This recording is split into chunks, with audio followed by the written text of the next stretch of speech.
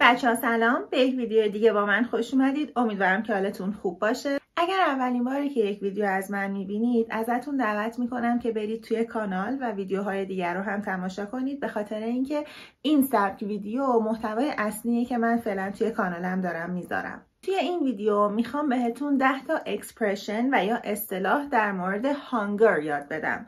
هانگر همون گرسنگی یا احساس گرسنگیه. اصطلاحات میتونن توی مکالمات و توی رایتینگ حتی به ما خیلی کمک کنن، چون که نشون دهنده تسلط ما به زبان هستن. در واقع یه جورایی نشون دهنده دایره لغات و یا اطلاعات ما توی زبان انگلیسی هن. اصطلاحات امروز خیلی پرکاربرد و متداولن. مثل همیشه برای هر کدوم از این اکسپرشن ها معنی میگم و یک جمله مثال میزنم تا خیلی خوب بره توی ذهنتون و بتونید راحت یادشون بگیرید. بریم شروع کنیم.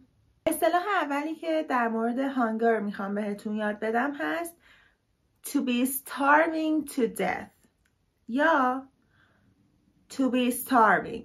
مثلا I'm starving, he's starving to death. این اصطلاح 2 تا معنی میتونه داشته باشه. یکی معنی اغراق‌آمیزشه که وقتی استفاده میشه که ما انقدری گرسنه هستیم که احساس میکنیم میمیریم. اما یک معنی واقعی هم داره. همونطور که میدونید starvation یعنی قحطی. پس to starve to death متاسفانه میتونه به افرادی که واقعا توی قحطی هستن و دارن از گرسنگی میمیرن هم اطلاق بشه. To be so hungry that you feel like you might actually die. مثالش After fasting for 14 hours, I felt like I was gonna starve to death. یعنی بعد از اینکه 14 ساعت روزه بودم و چیزی نخورده بودم، حس می‌کردم که واقعا ممکنه بمیرم. از گرسنگی البته. اصطلاح بعدی هست to be famished. I'm famished. دوباره یعنی که خیلی خیلی گرسنه بودن. To be extremely hungry. مثالش She hadn't eaten anything all day and she was famished.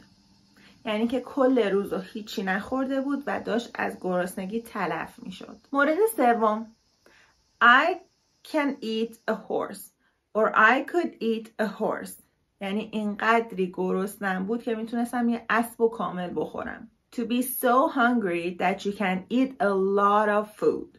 مثالش She was so hungry she could eat a horse. یعنی اون انقدری گرسنش بود که میتونست یه اسب درسته بخوره. مورد چهارم I'm feeling peckish. To be feeling peckish یعنی که یه مقدار گرسنتون باشه.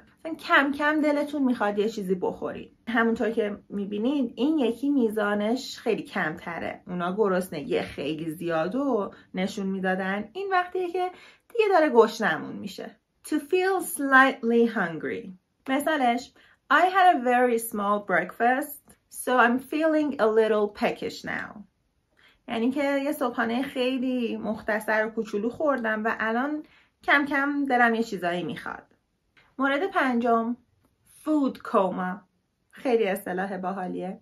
وقتیه که ما انقدری چیز خوردیم که دیگه از بس معدمون پره سنگین و کرخت و خوابالو میشیم.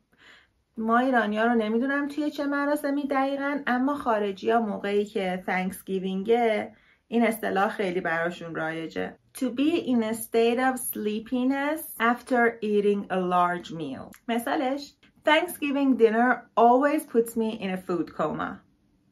یعنی که بعد از شام Thanksgiving همیشه من خوابالو و سنگین میشم. مورد بعدی To have an appetite like a wolf. اونا میگن مثل گرگ خوردن، ما میگیم مثل خرس. طرف مثل خرس میتونه غذا بخوره. To have an insatiable appetite. Insatiable یعنی سیری ناپذیر. Appetite هم یعنی اشتها. یعنی اشتهای سیری ناپذیر داشتن. مثالش After his workout, he had an appetite like a wolf and he devoured an entire pizza. یعنی بعد از تمرین ورزشیش مثل خرس گرسنه بود و یه پیتزای کامل و بلعید. مورد هفتم My stomach is rumbling or My stomach is growling.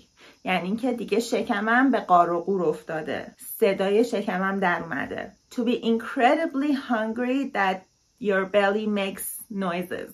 مثالش My friend had skipped breakfast and her stomach was rumbling loudly during class. یعنی که دوست من صبحانه نخورده بود و سر کلاس شکمش داشت بلند قار و قور میکرد. مورد هشتم To feel lightheaded from hunger. یعنی اینکه وقتی که انقدری گرسنه‌ایم که دیگه ضعف میکنیم و سرمون گیج میره. To feel dizzy and weak from hunger. مثالش I haven't had any food all day and I'm lightheaded from hunger. یعنی که کل روزو هیچی نخوردم و الان دیگه سرم داره گیج میره از گرسنگی. مورد بعدی to crave something یا to crave food. مثلا I'm craving ice cream. یعنی اینکه هوس چیزی رو کردن. وقتی دلتون یه غذای خاصی یا خوراکی خاصی رو میخواد. مثالش I'm craving something sweet. I think my blood sugar has dropped.